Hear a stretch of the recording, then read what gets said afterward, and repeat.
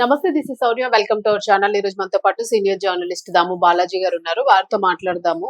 ప్రభాకర్ గారి అబ్బాయి చంద్రహాస్ కి సంబంధించిన మూవీ ఏదైతే రిలీజ్ అవుతుందో, సో దానికి సంబంధించి కొంత కాంట్రవర్సీ అయింది. అది అండ్ ఇప్పుడు మూవీ అసలు ఎలా ఉంది, దాని స్టోరీ ఏంటి, ఈ డీటెయిల్స్ అండి.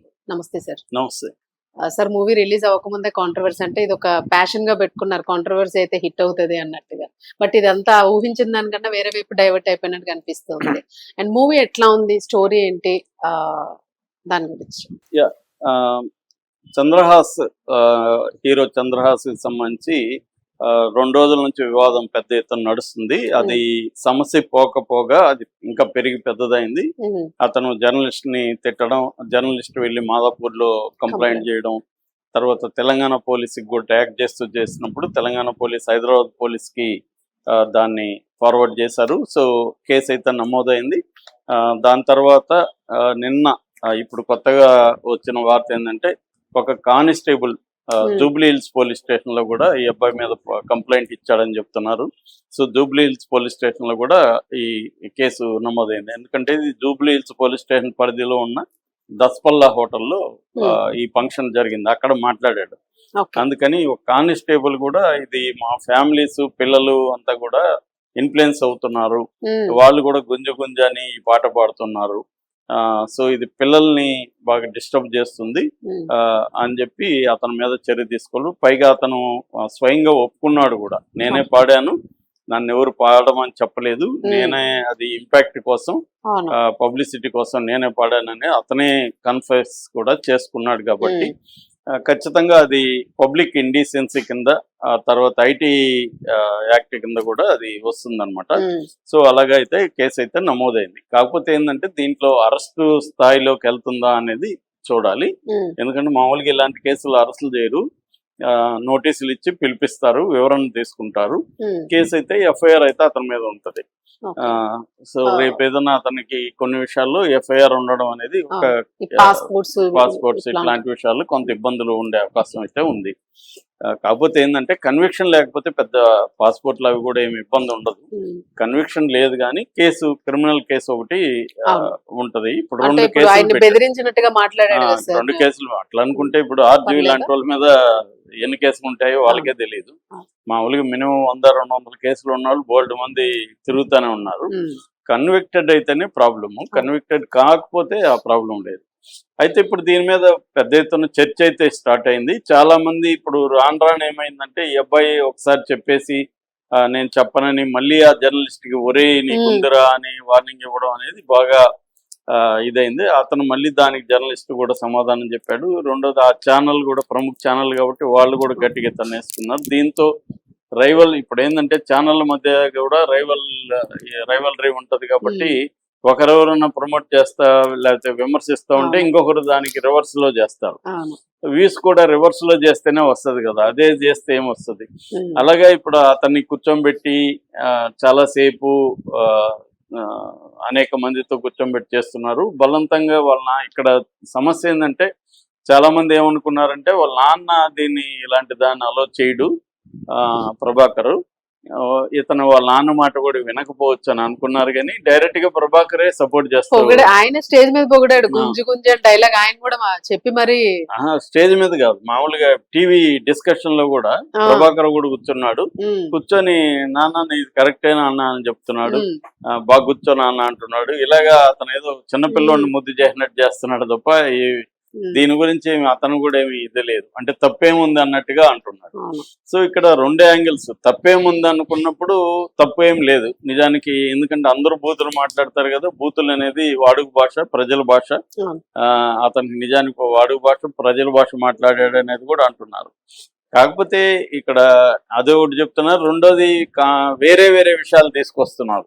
ఆల్రెడీ పెద్దోళ్ళు అదేంటి కుర్చీ పాట ఉంది దాంట్లో, అదేంటి మహేష్ బాబు సినిమా, ఇలాంటి చాలా ఉన్నాయి కదా, పాటలు ఉన్నాయి. తర్వాత బూతు ఇది ఉంది.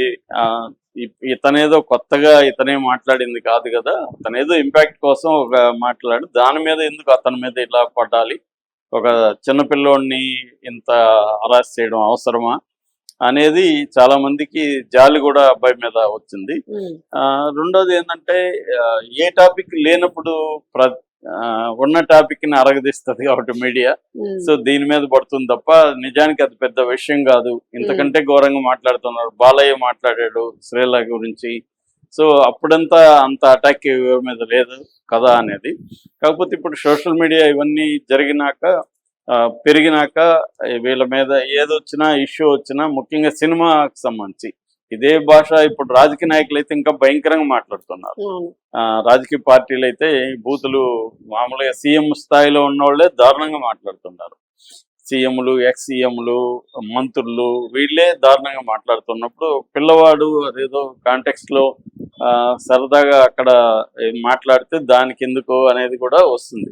అంటే ఇవాళ ఏంటంటే ఒక్కరిని మాత్రమే పాయింట్అవుట్ చేస్తే ఈ ప్రాబ్లం ఖచ్చితంగా ఉంటుంది. ఎందుకంటే నువ్వు మాట్లాడలేదా, వాళ్ళు మాట్లాడలేదా, వీళ్ళు మాట్లాడలేదా అనేది వస్తుంది. అంటే ఇక్కడ మోరల్ యాంగిల్ వేరు, లీగల్ యాంగిల్ వేరు. లీగల్ యాంగిల్లో పబ్లిక్ లో ఇలాగా చేసినప్పుడు ఎవరైనా కేసు పెడితే దాని మీద విచారిస్తారు, అందుకంటే ఏమీ అది ముందుకెళ్ళదు.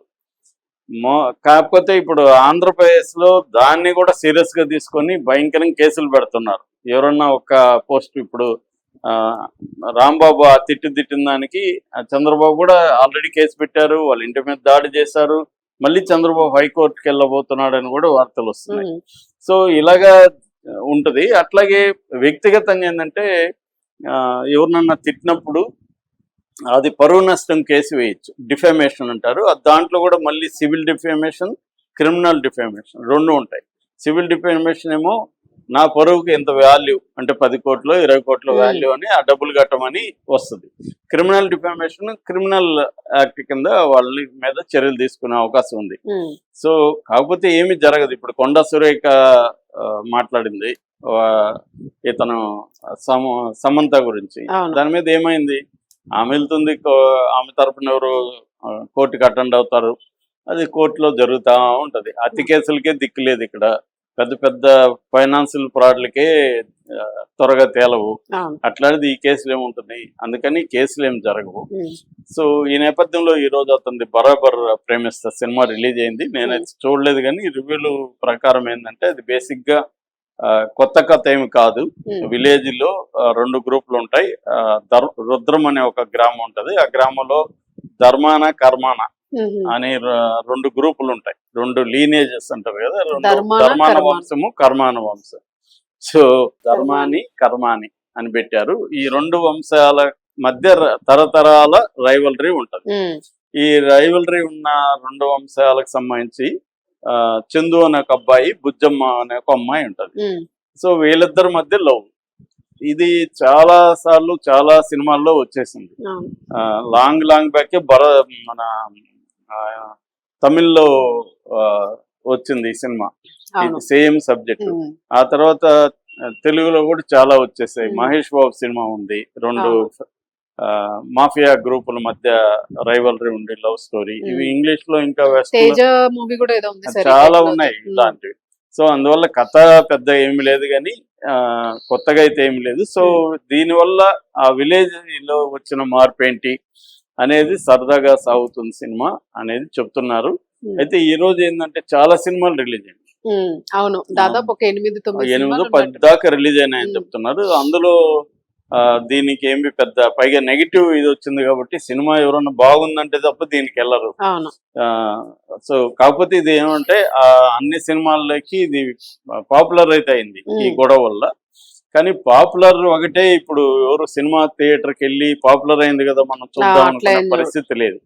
బాగుందంటేనే వెళ్తున్నారు. అసలు ఇలాంటి సాంగ్ కోసం ఏమైనా ఈ పాటలో ఇది ఉందా లేదా అని చూడడానికి అది కూడా లేదని వాళ్ళే డిక్లేర్ చేసేసారు కదా, ప్రమోషన్ చేసేసారు. సో కాబట్టి ఇదైతే ఇప్పుడు పెద్దగా జనం అయితే వెళ్ళట్లేదు అని చెప్తున్నారు. ఓపెనింగ్స్ అయితే పెద్దగా లేవు అనేది ప్రజెంట్ రిపోర్టు. ఇంకా ఈవినింగ్ లోపల ఇది కూడా వస్తుంది. అంటే ఇప్పుడు ఇన్ని సినిమాలు రిలీజ్ అవ్వడం వల్ల రివ్యూవర్స్ కూడా దీని గురించి పెద్దగా పట్టించుకోవట్లేదు. వేరే గుణశేఖర్ యుఫేరియా గానీ లేకపోతే కరుణ్ కుమార్ హనీ సినిమా గానీ వీటి మీదే ఫోకస్ ఉంది తప్ప దీని మీద అసలు ఫోకస్ కూడా లేదు. ఆ రకంగా ఈ అబ్బాయి పాపులర్ అయి ఉండొచ్చు. సో అబ్బాయి కూడా ఒక ఛానల్లో ఒక రకమైన సారీ చెప్పినట్టుగా చెప్తున్నారు. సో నాకు తెలిసి ఇంకా ఇది రేపటి నుంచి ముగిసిపోతుంది ఈ టాపిక్. దానిలో కూడా చాలా లేచి మధ్యలో వెళ్ళిపోయినట్టున్నాడు, మామూలుగా లేచి వెళ్ళాడు, చాలా అరగెంట్ గా మాట్లాడి వెళ్ళాడు. సో అప్పుడు కూడా యాంకర్ కొద్దిగా ఫీల్ అయినట్టుగా కనిపించింది. సో అది కొంచెం కంట్రోల్ లో ఉంటే బెటర్ అనేది సజెషన్ కి ఎవరు. Thank you.